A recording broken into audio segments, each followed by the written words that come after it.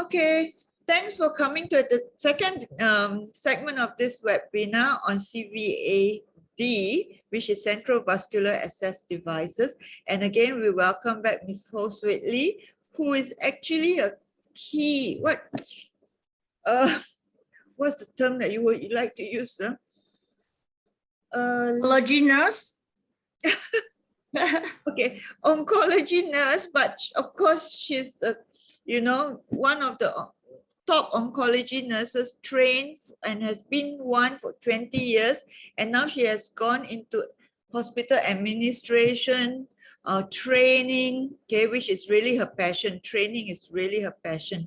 So without further ado, Swet Lee, maybe you'd like to join us and show us your slides, and go ahead. Okay, good evening, everyone. As all of you know, today is part 2 for the Central Vascular Access Device care. As hope all of you did join my first session, so that you got at least the fundamental understanding about types of Cvad, and then the structure of the Cvad, so that you can continue to go into what are the common, then you can understand better why you might have such complication. Then only we look into the sign and symptom of the complication. Of course, prevention always better than cure. Then how to prevent all these Cvad complication, and if it's really already happened, then what are the troubleshooting measures that as a nurse that we can at least try, and before we give up on the Cvad or go for other intervention or medication treatment. Okay, I listed out a few common complications related to Cvad, which is occlusion, torn damaged line, infection, air embolism, thrombosis, catheter tip migration or malposition, mechanical fibilities. Let's go through one by one, yeah? You may stop me anytime if I go too fast, because the group is not that huge, right? Okay, we start with withdrawal occlusion. Usually what you will experience, the sign and symptom of withdrawal occlusion is when you try to flush, you are able to flush in your normal line, okay, but unable to aspirate blood backflow. Okay, as all of you know, before we want to use the Cvad, attempt to do anything, the first step is we have to aspirate. The aspiration, the sign of a backflow, is the indication for us, yes, the Cvad is in good condition, safe to use, then only we can flush in whatever we want subsequently. But withdrawal occlusion happens when you're able to flush but unable to aspirate blood. Sometimes you also encounter, even you wish to flush also, unable to push in. Neither aspirate blood backflow, or a bit resistant to push in, resistant and hard to aspirate. And when you hang up a saline and you let it free flow, then you observe the slow flow rate of the intravenous infusion. So all these are the sign of some occlusion is happening, okay?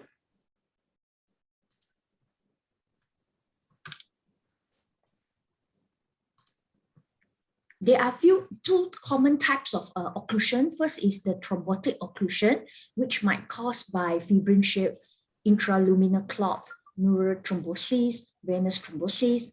As incident pickup is about 58% of catheter occlusion is caused by formation of thrombus within or around device or within the surrounding vessel.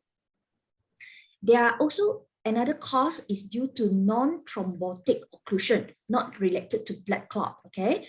42% of catheter occlusion caused by drug or mineral precipitates or lipid residual from such as TPN, okay?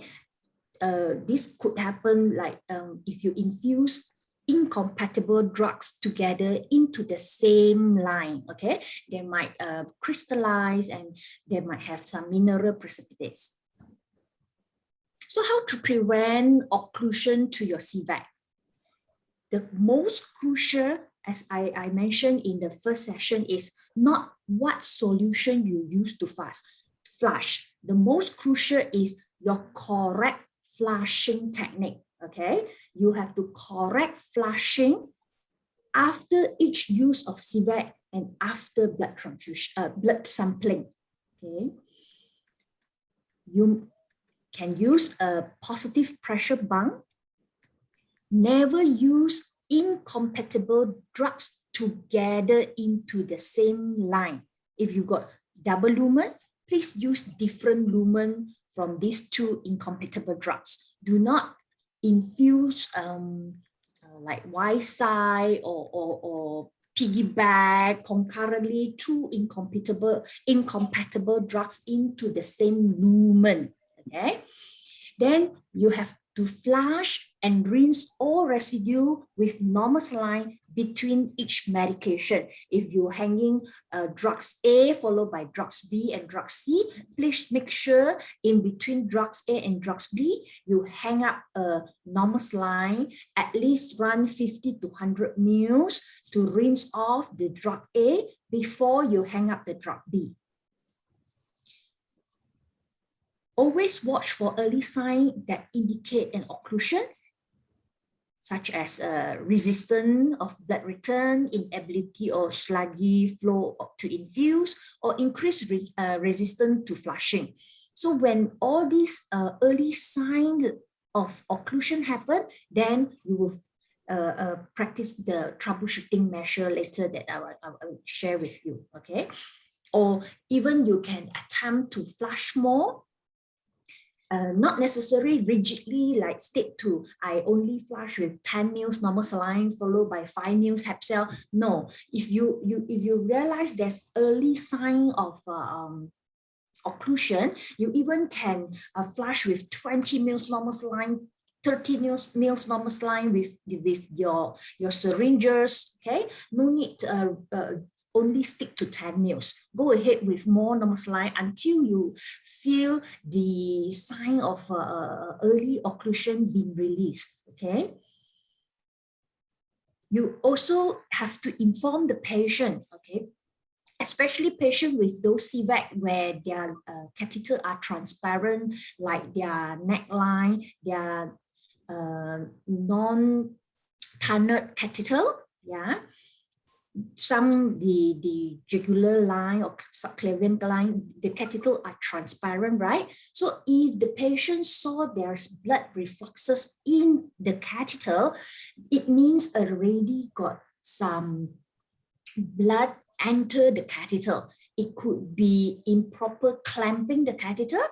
This usually happen to open-ended catheter, right? So they need to come back to have a proper flushing with turbulent flushing, push-pause technique, positive flow, and get it clamped and make sure the catheter is clear without any blood stain there. Because if you leave the blood stain long enough, it will become thrombosed, okay? And it will clot and block the catheter. So this is the flushing technique that, okay, this is when you should flush, okay? Flushing is necessary before starting a treatment, okay? So as I said, before you want to use the Cvad, you must first step, check backflow. If got backflow, then you need to flush with normal saline, okay? After you flush with normal saline, then only you start your treatment, whatever treatment, antibiotic or whatever chemotherapy, all right? After each treatment, changing infusion solution or in between drugs, okay? Or you are removing your non-coring needle, especially for chemopod. Or besides removing needle, of course, it's end of the treatment if you are using a PICC or tunnel or non-tunnel line, okay? And lastly is the maintenance flushing. So this is these few points is guiding us when you should flush. Okay, maintenance flushing also different Cvad, different frequency. Like if you're using the non-tunneled line and the non-tunneled line, like neckline, jugular line, all right. This you have to flush every day, okay? And if you are using tunneled line and PICC, the patient is having tunneled line and PICC but not in use, then the maintenance flushing should be carried out every week. That means the patient do not have chemo for a few months, but every week the patient have to do the flushing for PICC and tunneled line. It should be done weekly. If it's a pot, implanted pot, or you like to call chemo pot, right? Then the maintenance flushing at least 4 to 6 weeks.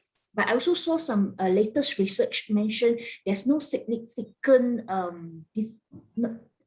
different risk of occlusion between 4 to 6 weeks and others.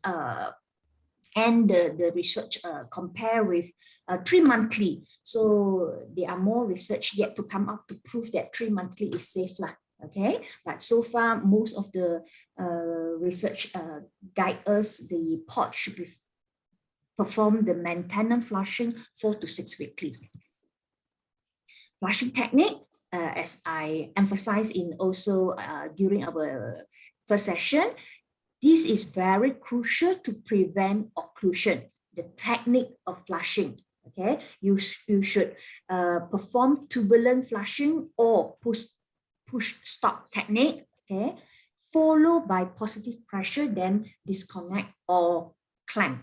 Okay, those who missed the first session, I repeat the video because this is the crucial skills to prevent occlusion to your Cvad.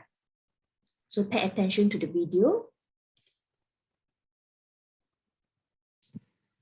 Okay, push, pause, followed by positive flow, clamp immediately. Okay, this is the correct flushing technique to prevent occlusion. What if occlusion already happened? So the troubleshooting, what can you do if already happened occlusion? You're unable to aspirate blood or you're unable to push in saline. It's very high resistance. So you can, first step, please check for any sign of mechanical kinking. Is it due to, especially the tunneled line? You've got a long catheter that hanging at the chest. So make sure you do not have any kinking part that hidden, covered by gauze or whatever. Then you thought is occlusion, then you do all the things, but actually it's the catheter part is kinked. Okay. Second, try to reposition the patient. You will observe some of your senior will ask the patient, stand up, turn the neck, move the arm, twist the chest, or moving the shoulder back, all this. So try to reposition the patient.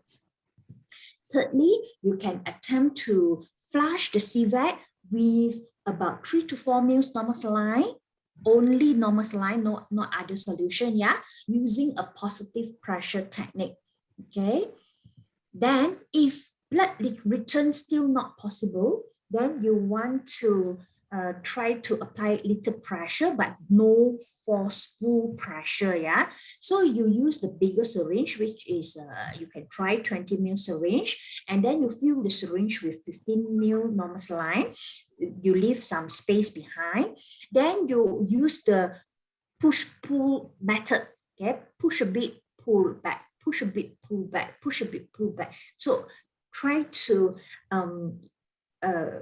push the saline and pull, apply pressure, suction, and hope this will release the occlusion. And at the end, when you pull, yeah, you see a good blood return, then you successfully unclog the little blockage there. Okay, if all these fail, then you might need to consider whether to discuss with the doctor, whether want to order any thrombolytic therapy, such as urokinase. But of course, you need to further dilute the urokinase until like 5,000 units, and then you only inject in for 2 to 3 ml is sufficient. Okay, we are not intend to give IV the thrombolytic. Okay, we are our intention is just to dissolve the clot in the catheter. Okay. So far, am I too fast? Okay. I would like to chat with you, or some of you see your senior or your colleague asking the patient moving, or even some of you follow the same, asking the patient moving the head, the chest, the neck, turning, standing up, coughing. Do you know what is the reason for the point number 2? Anyone can try. You can type in the chat box, or you can unmute yourself. Why you want to try to repositioning the patient when occlusion happen? Anyone would like to try?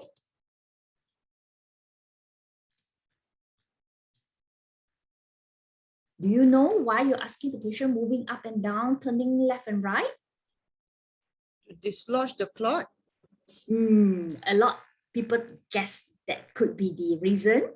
Okay, See, more oh, very Oh, good. clever. Who is this? Clever. Emmeline. Emmeline, are you one of my ex-students? Your name, Pang. Very familiar. Okay. pinch off syndrome.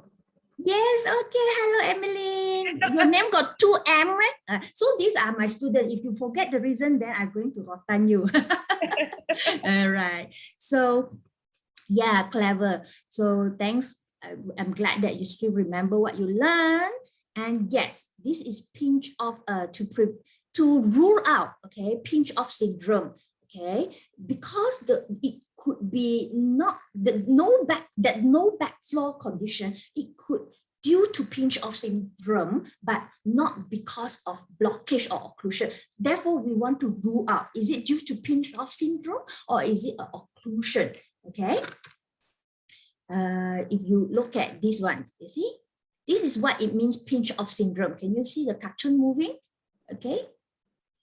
So pinch off syndrome is occur when the catheter implanted, because they are all central venous catheter, right? Some of the method or the way the surgeon or the doctor implant the catheter, they travel through the subclavian vein, but is placed too medially. So the catheter become trapped in the ligament between the clavicle and the first rib.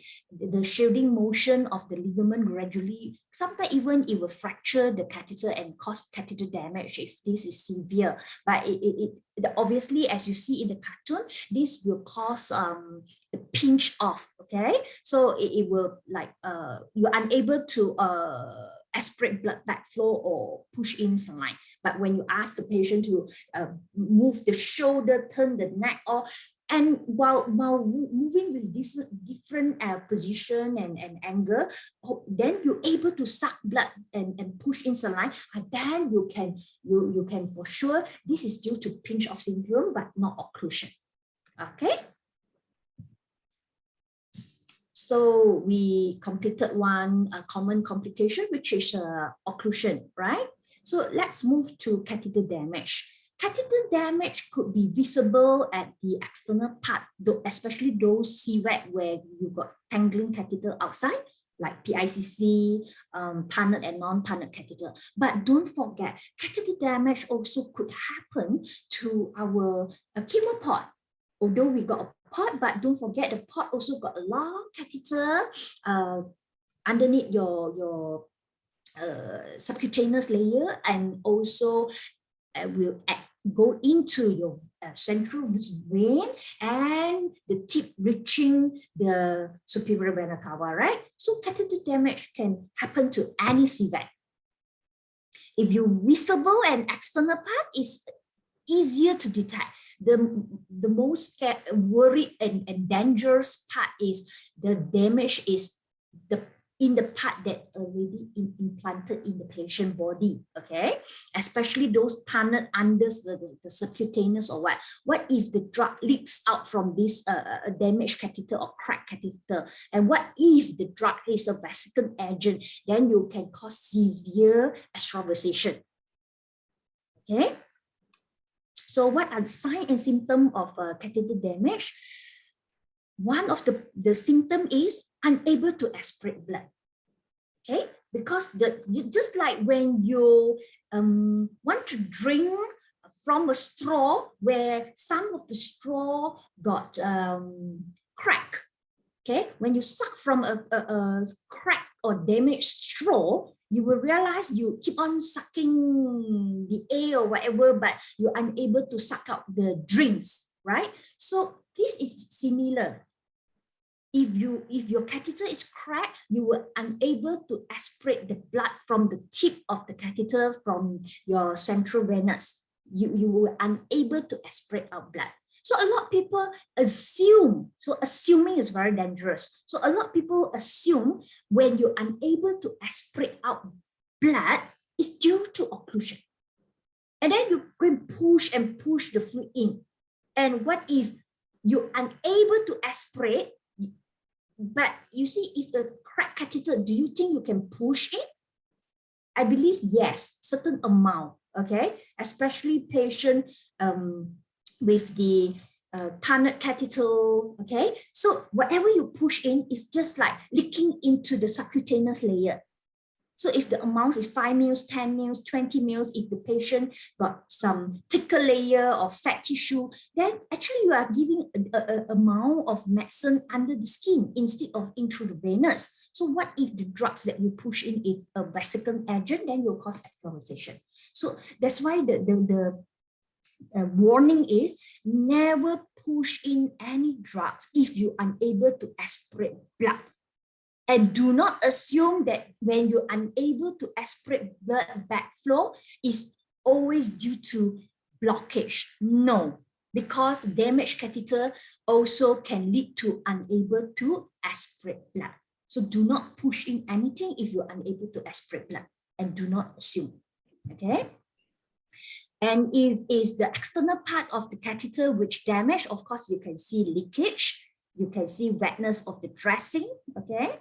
And yeah, you can examine and find unexplained fluid under the dressing or along the external part of the catheter if the damage at the external part. And sometimes you also find some white powder around or outside your catheter.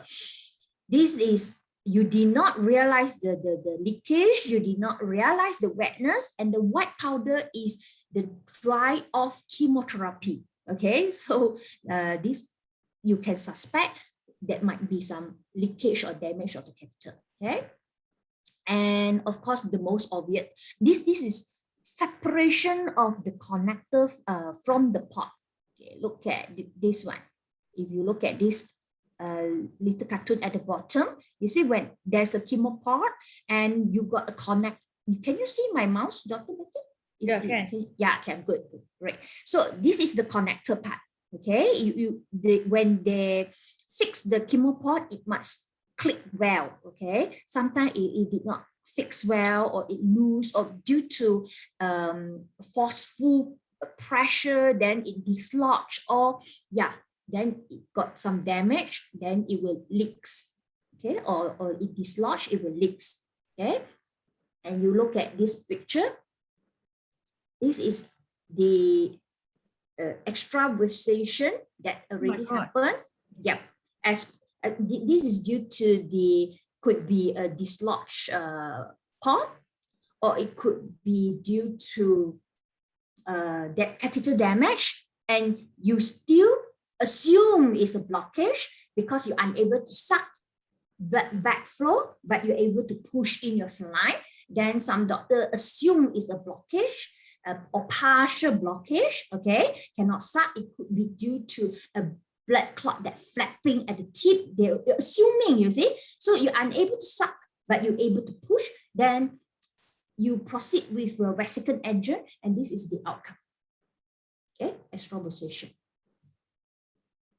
So always, okay, the extravasation could be a result of catheter rupture or pot leakage. The pot leakage also might due to you did not use a proper needle, such as non-coring needle. In section 1, I already highlight how important a non-coring needle, so that you can preserve the condition of the septum of your pot Yeah, if you use coring needle, then the septum of your port will be keep on core by your needle and it will leaks. Okay, and yeah, and also the incorrect needle length. Incorrect means not long enough. Maybe the patient is a bit fat, the fat layer a bit thick on top of the port, yeah, such as this cartoon, right?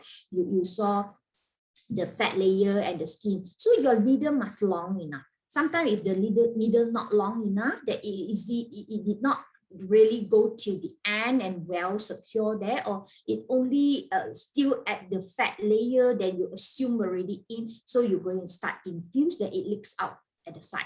Okay, so you have to aim to the back of the port septum. Your needle should feel the metallic click upon the needle insertion. Okay, you feel that, I'm touching the base. I can feel the metallic base. Okay, and then you must, this is, I repeat, must use the non-coring needle. Do not use the normal coring needle. Yeah, so this all can prevent extravasation.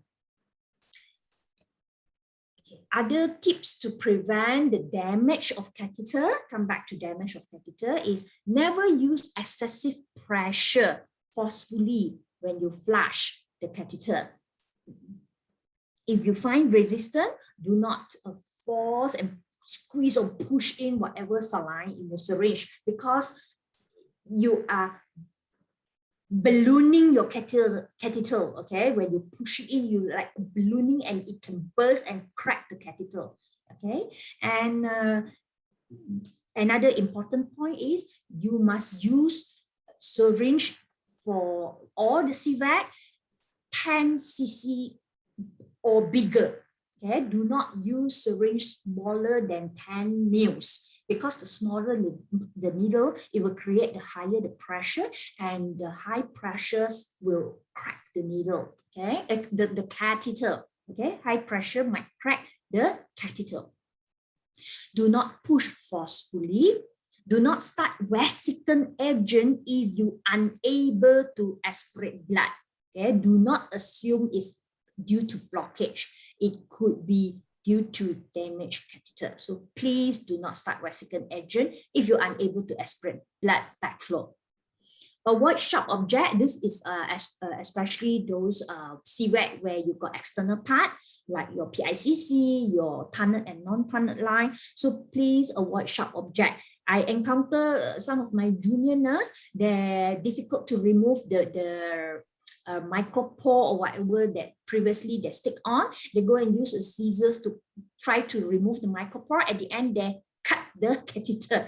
Okay, so be careful with sharp object and avoid kinking of the catheter. Okay, I understand you like to make a U loop and stick nicely, but do not kink with the U loop. Please make it really a U and big U, okay? Do not make a V where you kink the catheter. When you frequently kink the catheter in you know, some Cvad you can keep for months and up to a year, right? If you frequently kink the same part, then it will crack the catheter, it will damage the catheter. So these are some prevention tips. Okay, if you ask me troubleshooting, too bad. If your catheter already damaged, if some products, and if it's an external part, some can be repaired, just the part, okay? That's the troubleshooting. Repair the parts that's damaged, okay? If it's an external part that torn. But if it's internal part, too bad, you really have to remove the catheter, right? Have to change a new catheter. Change a new Cvad. So there's no troubleshooting for Cvad catheter damage if internal damage. So please prevent damaged catheter. Infection. So infection, it could be just the insertion part or puncture part of the Cvad.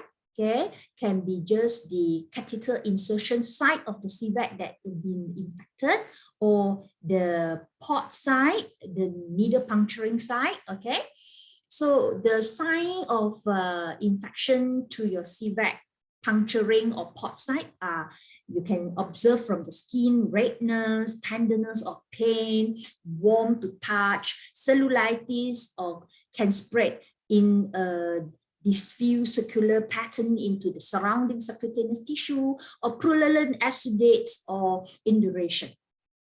Okay, these are the puncture site or the pot site. How to prevent? Infection always can be prevented by your good aseptic technique and aseptic non-touch technique for site care and dressing changes. Yeah, and the dressing, please use a occlusive or transparent dressing, okay, so that you can monitor time to time and maintain the dressing in good condition, well stick, okay, and dry. If it's not due for dressing change, but you can see the dressing is not intact and it is already wet, please do the PRN dressing. Okay, regular access review and assess for all the early warning sign of infection, and advise the patient to report any concerns straight away. Use the 24 hours contact number. That it would be good that if your organization provide a patient who to call if anything goes wrong with your CVAC. Okay, and if you are putting in the chemoport needle, the non-coring needle, okay, you have to replace the needle according to the instruction. So different type of needle got different length that you can keep it, right? So especially non-coring needle, those that without extension, without clamp, you only can keep for 24 hours. So non-coring needle that with extension and clamp, you can keep up to 7 days. So make sure every 7 days you change a new needle, okay, if your patient is admitted for months. Troubleshooting. What if infection already happened? Okay, you can see redness, discharge, pus, everything. Of course, you have to refer to the consultant, the clinician, okay, and can obtain exit site swab to determine or see what are the culture and sensitivity result. Then the doctor can prescribe the antibiotic therapy accordingly to the CNS result. And why, if patient on chemotherapy, why we need to obtain the full blood count? This is to rule out, is it because the patient post chemotherapy and the patient is experiencing neutropenic. If the patient is very low blood count, that leads to high risk of infection, okay, and might want to give some booster to boost out the immune system, okay, so that the infection can be treated easier. If appropriate, treat with antibiotic drugs. But if this fail, that means you try all the troubleshooting, try all the antibiotic or whatever, and the infection still did not settle, then the catheter and port should be removed.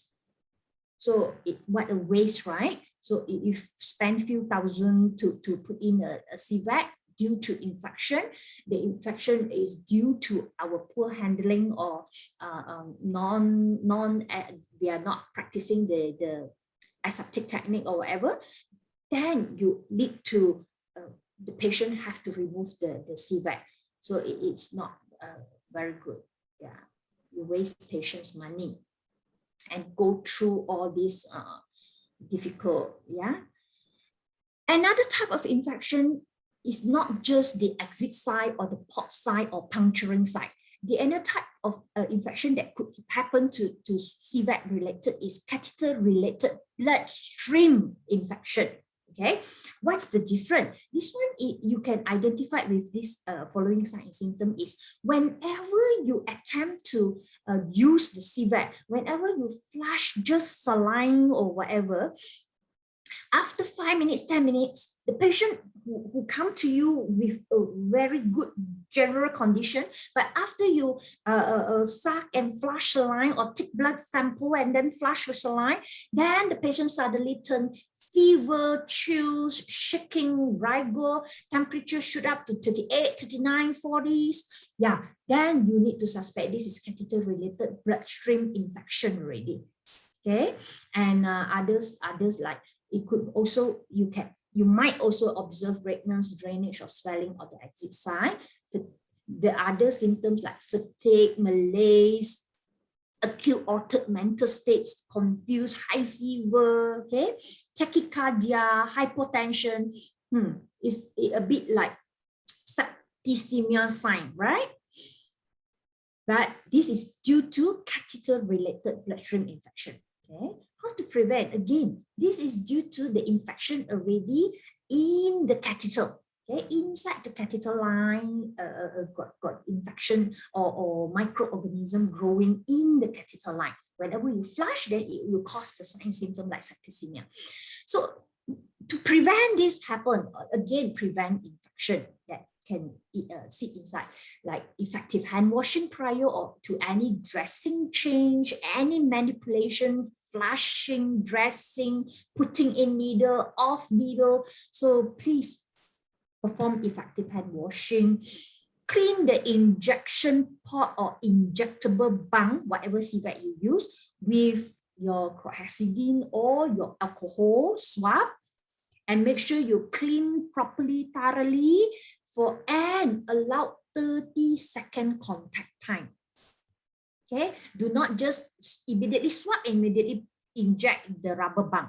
You do not allow sufficient contact time for your chemical to be effective to kill off the microbe at the rubber band or on the skin surface before you put in the non-pouring needle into the pot.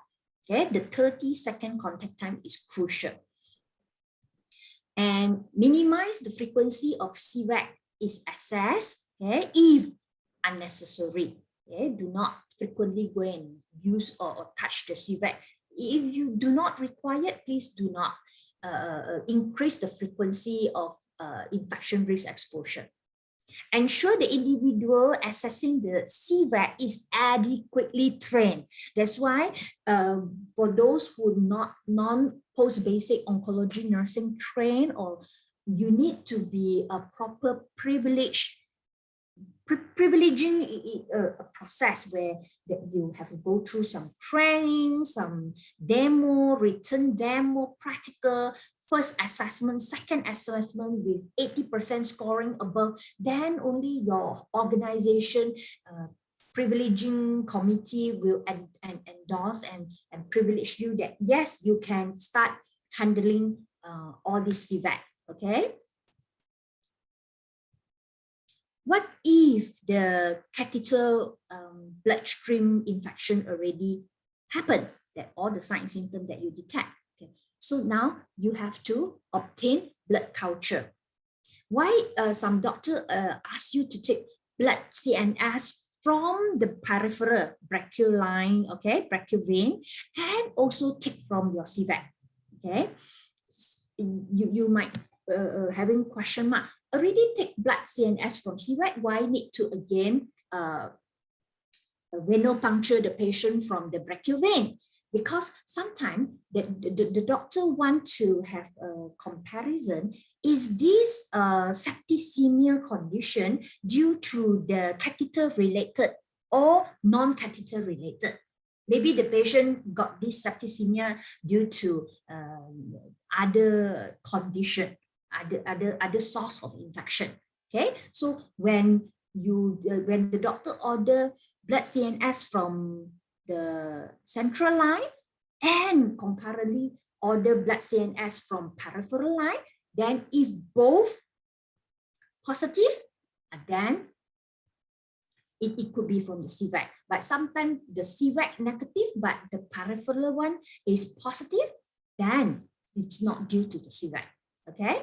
And again, I repeat, when taking blood culture from Cvad, do not discard the initial blood sample. Okay.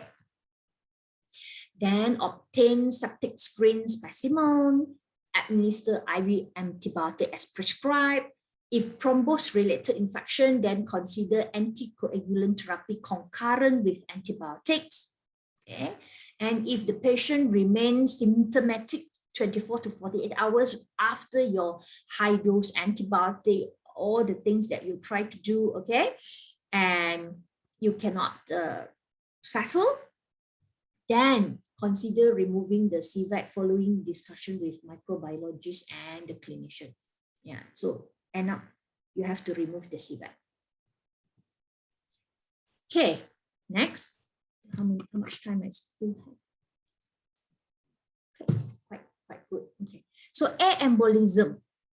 Air embolism is because this is central line, they are big catheter, right? So be careful when you infuse any infusion. Do not allow air to go in upon completion of your infusion or in between of your infusion, or even from your syringe. Please make sure you remove all the bubble in your syringe, or sometimes it's dislodged of the stopper and you did not clamp the catheter properly. So all are the possibility that how you allow air enter into your Cvad and your air start to travel in your bloodstream.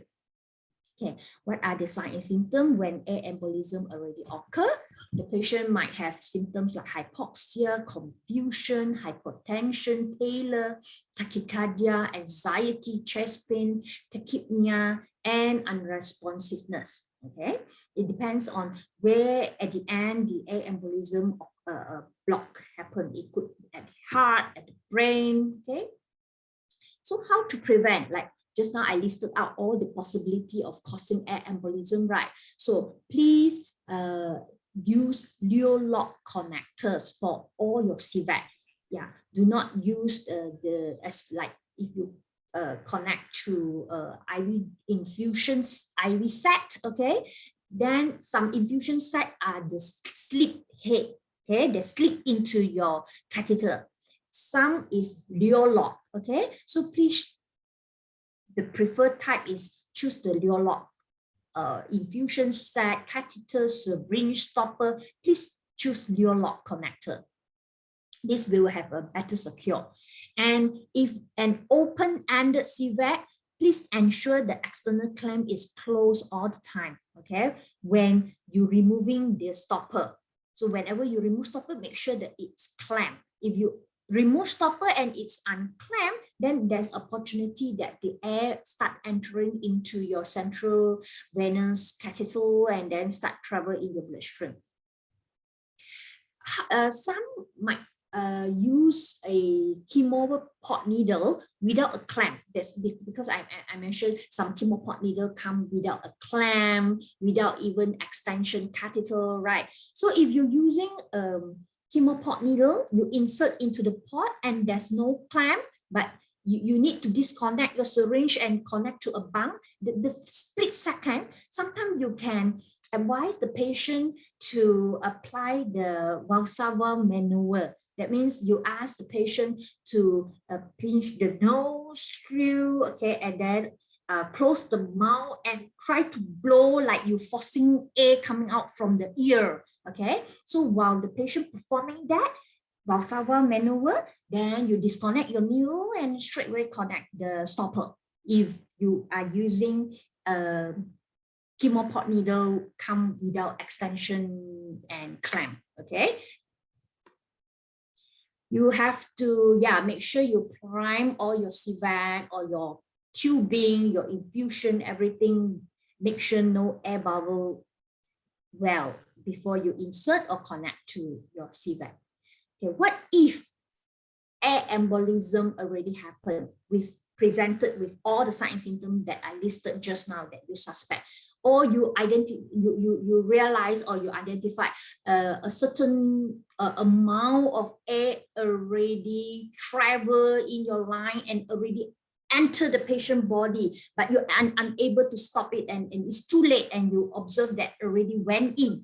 So you have to immediately respond and do something. If not, the air will start travel and when the little air bubbles start traveling and then they accumulate, become bigger bubble and bigger bubble.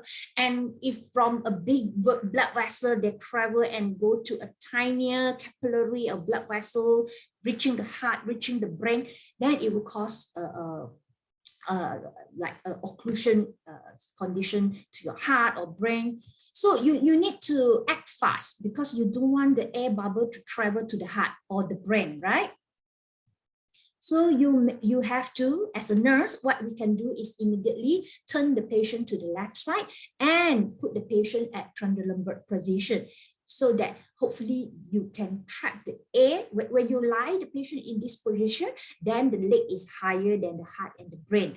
And air usually is at the, they are lighter and they are will be at the higher level, okay? So you try to hold the air embolism at the foot of the patient and immediately notify the clinician. Okay, subsequently, what the clinician might order, they might order the high dose oxygen therapy. Then we need to continue monitor the vital sign, and we need to document the incident. Of course, there are more invasive intervention that the clinician might order and they might perform. Okay, but as a nurse, these are the few things that we can support the clinician and take care of our patient. Okay. Thrombosis. Thrombosis is the blood occlusion to the vein. Okay, it is similar as something similar, or you can imagine like a deep vein thrombosis. But this thrombosis happen is because your catheter is in there. Okay, and the thrombosis happen is the blood clot is outside because your catheter is there, and outside the catheter, the clots stuck there. All right, so it cause thrombosis to your the vein. Okay, it's occlusion. The flow of your vein, your blood return is being occluded. So this could due to one of the complications of Cvad. Yeah, because you got a long line catheter in your vein. So what you can observe, what you might observe when thrombosis happen due to your catheter got thrombosis externally and occlude the vein return, the flow, you can see edema of arm, shoulder, or of neck or face, the standard arm or neck veins, bleeding at the exit site if you are having like a PICC sites, okay? Then the puncture site of the PICC, you might have some bleeding because the back is, the blood like pressure in the arm is high, they're unable to return back to the systemic, okay? You might observe discoloration of the arm or synostosis and pain in the shoulder. Okay, this is a deep, like a vein thrombosis already, okay? And it might develop of collateral circulation. How to prevent? Okay, some thrombosis is happen because while insertion, there's a lot of traumatic or injury. So that's why they already like internal injured the lumen of the vein. Okay, so the prevention is first non-traumatic insertion and catheter advancement. Diluting, irritating, or sclerosing agent. Okay, so you won't damage the internal lumen of your vein, and then high risk to have like stuck with all these could be clot, could be all the cholesterol or anything. Maintain good fluid balance with adequate hydration so that your blood won't be too thick. Okay, so good hydration. Then to dilute further your blood, okay, and whatever drugs that enter. Encourage normal movement of extremities, okay, movement, exercise, activities, encourage blood circulation. What if thrombosis happen? Okay. If venous thrombosis is suspected, then have to discuss with radiologists and confirm with venous ultrasound scan. And if confirmed, then the doctor have to commence anticoagulant therapy to declot it, okay, to remove the thrombosis. If patient is symptomatic and alternative IV access is available, sometimes and you're unable to declot or remove the thrombus, then it will end up remove the Cvad. If the patient is symptomatic but has no other IV access, then they need to like have further discussion with radiologists and what other method can be used to remove the thrombus. Okay. Number 6, catheter tip migration. Okay, this is commonly happen to PICC. And what you can observe, the sign and symptom are increased length of the external catheter, okay, getting longer and longer each time you access, and lack of blood return, because you can imagine the tip is getting further and further from the central venous.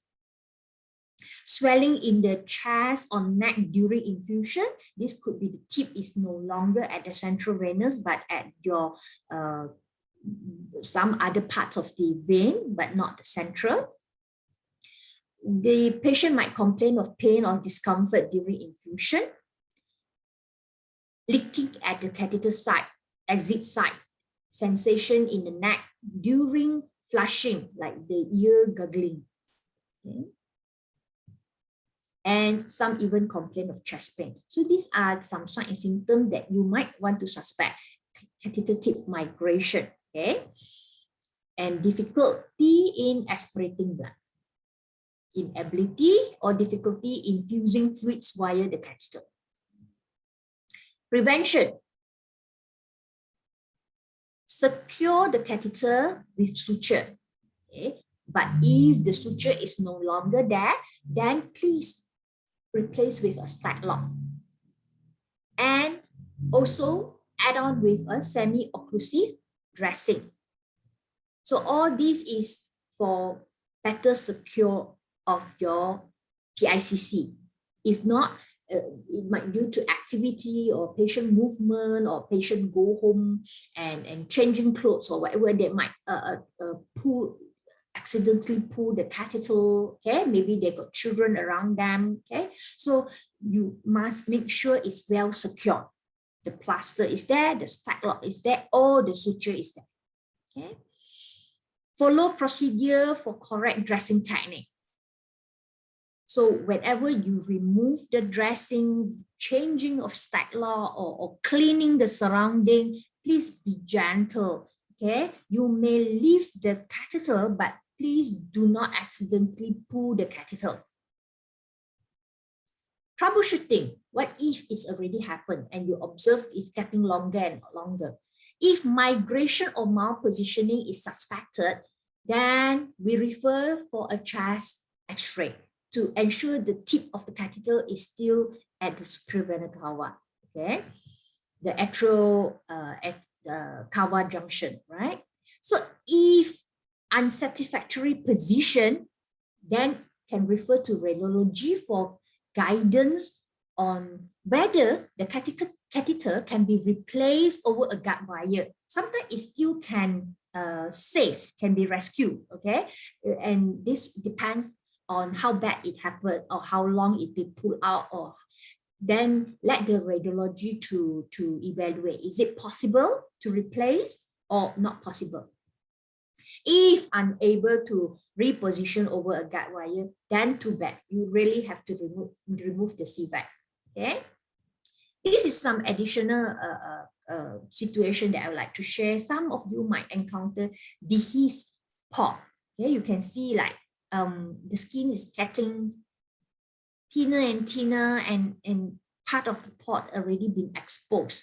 Of course, this can happen if there's infection there. Then your skin condition, you got pus there, of course, can due to infection, then due to the skin condition or is not healthy anymore, you can have dehisced port.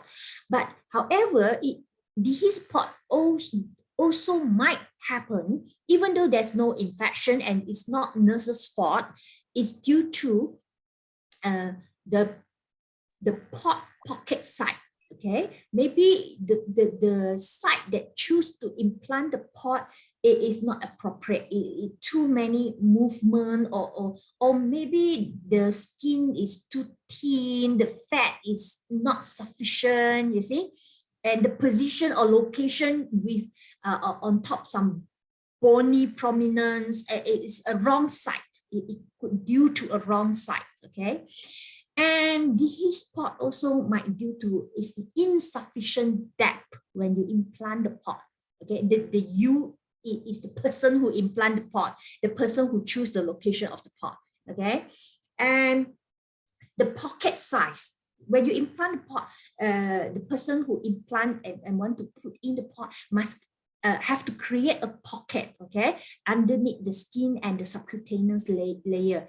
So the pocket size must appropriate size, okay, deep enough. Okay, so if it's not correctly done, appropriately done, then it might end up with the his pot. Okay. And also, it might also due to the patient healing properties, immunodeficiency, okay? And all these could lead to this situation. Okay, lastly, okay, 5 more minutes. Mechanical fibilities. I think this is the very common that you can observe, like erythema along the vein, pain, palpable venous cord, heat, all the inflammation signs and symptoms like swelling, stiffness when strengthening the arm. Okay, how to prevent? You can apply the prophylactic heat to the upper arm. Okay, some warm compress. Okay, 4 times daily, about 15 minutes. Okay, for 3 days post insertion. Sometimes this fibilities is due to the because all the traumatic when you're putting in the PICC or whatever, it causes all the inflammation. So we give a try first with all these warm compress. We see 3 days after post insertion is subside or not. Okay, it should be another advice to prevent all these fibilities is please be gentle gradually during the catheter insertion. Of course, we don't want this fibilities is due to infection. So please maintain aseptic techniques. Okay? If it's already happened, we exclude infection first of all. If the fibilities is it due to infection or not? Okay, then we can check patient fever or not, or we can take some culture and sensitivity to the exudate at the exit site. If it's not due to infection, it's just due to trauma or inflammation. Again, we try the warm compress first, okay, and consider non-steroidal anti-inflammatory medication unless it's contraindicated. And mechanical fibilities should subside within about 2 to 3 days. Okay, I think I cover those complications that I listed. Okay, nice time. So any question? Okay, very comprehensive. I have a question. You mentioned that this air embolism can cause like a lot of things, but actually this is venous, right? Yes. Yes, but if you say like a stroke, it must go to the other side where it's the arteries. So unless the patient has a perforation, that's why we don't want the air embolism travel back to the heart and then go out via artery. Wow, the air embolism must be very big to do that. That's why, because you are handling Cvad. Cvad is a big line, and all this big line, whatever you infuse, it go into your central venous. I see. Yeah. So the catheter are all big lumen, whatever you infuse. Like sometimes when they infuse the first drug A, and then they allow, it shouldn't, but it happened, they allow the drug A dry, and A started to travel following the central venous catheter and infuse in. You I see? see. Then it travel in the bloodstream and it can then pump up from the heart again. So because it entered the heart, very dangerous. I see. I think it is very possible because, but it is more likely to be pulmonary embolism more than stroke because it's over the left side. So let's say the catheter goes into your right atrium, okay, the air embolism, it will go to pulmonary artery. If from pulmonary artery, okay, then Could only be. it will go to pulmonary vein and then, you know, so Yep. it's a bit odd. Okay, so we go on. Any questions at all? Okay, please, you can actually unmute to ask the questions, or you can put it in the group chat if you're shy. I think it was a very good talk. The timing was amazing. And this actually conclude the two segment of management of CVAD, right? Yeah, the care. Yeah. Yes. No question in the chat box, I think. Nothing at all. Okay. Is it too fast? I think you all understand? okay, because I think it's also because it is very specific to oncology. Maybe some of them are quite Not necessary. It's just that any cases that using central venous device. Yeah. Okay. So there no questions at all, guys. Let me check Facebook. I forgot to check Facebook.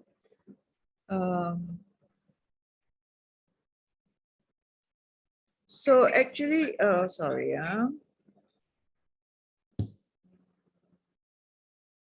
no.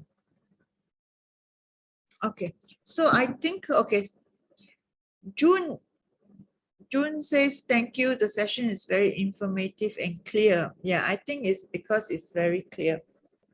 Okay, at least some response and not that they Yeah. they don't understand. No, of course. I don't think it's unlikely that they don't understand. Because great. yes, it's unlikely that they don't understand because everything was stated point, you know, in a point form, and the pictures were all very because there are a lot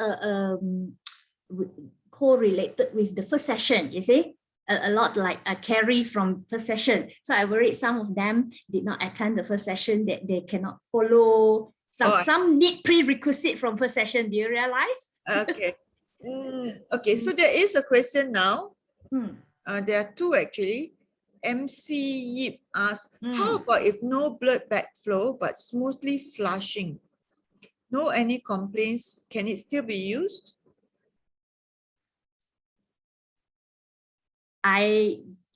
If me, I don't dare to use, because what are you assuming? Are you assuming it's due to partially blocked?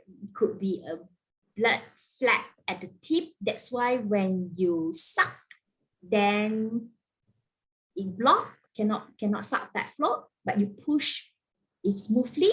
Or it could be due to catheter damage. It could be due to some internal part dislodge. I do not know, because we do not know. We do not have X-ray eyes, you see. But if you take the risk and you assume it's due to partial block and you want to proceed using it, you have to check first who give this instruction to proceed even though no backflow. Because the guidelines, the principle of using Cvad is no blood flow, you shouldn't proceed.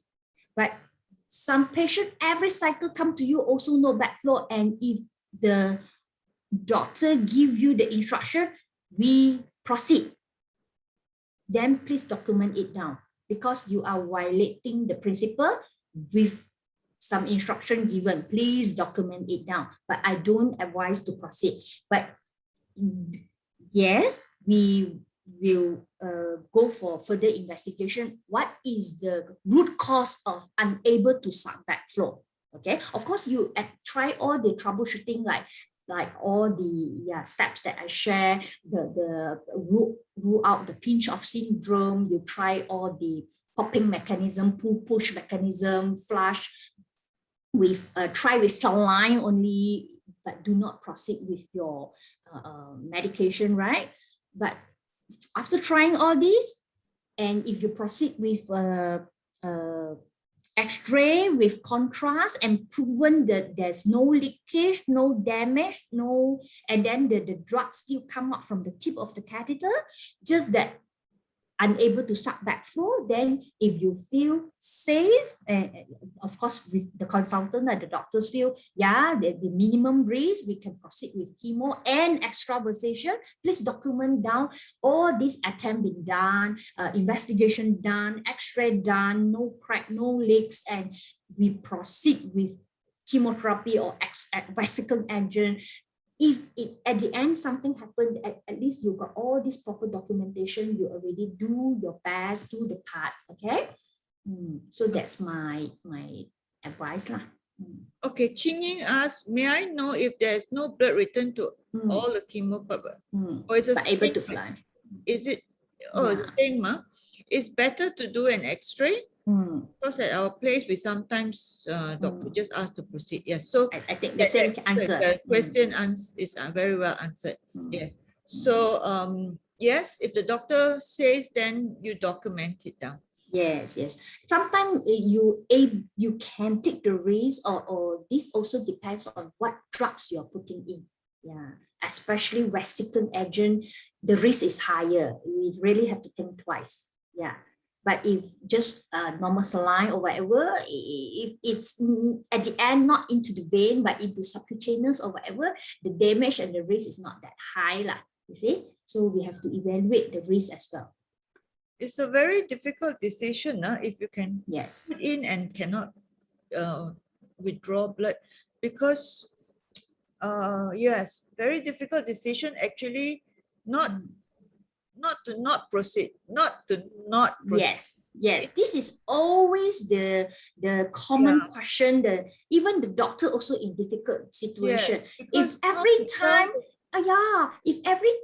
no backflow, every 3 weeks you want to order a chest X-ray, it's also a question mark to the doctor. I also understand and pity.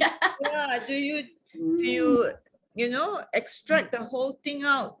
It's not a position I would like to give to the patient. Yes. Therefore, even the patient may say, please go ahead. Yes, but of course the patient do not know the risk behind it, but we know. But we also in difficult situation, proceed, not to proceed. The doctor also to order X-ray every 3 weeks, every cycle of chemo, I don't think is practical as well. So they are also taking the risk. So the nurses is a bit safer because they're taking instruction from the doctor who taking the risk, but the nurses, at least we please document it now. The risk is taken by the doctor. Very bad, huh? Yes, but no choice. No choice. Yes, because you have to safeguard yourself. That's one. Two is really, I don't use any of those, but to say that you take X-ray every 3 weeks, but still your decision is still same, okay, go ahead, means you take X-ray, okay, and then you say go ahead.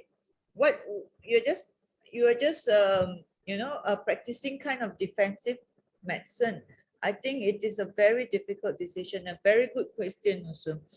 Yeah, so I think with that we will end our session here. Okay, we'll just stop recording.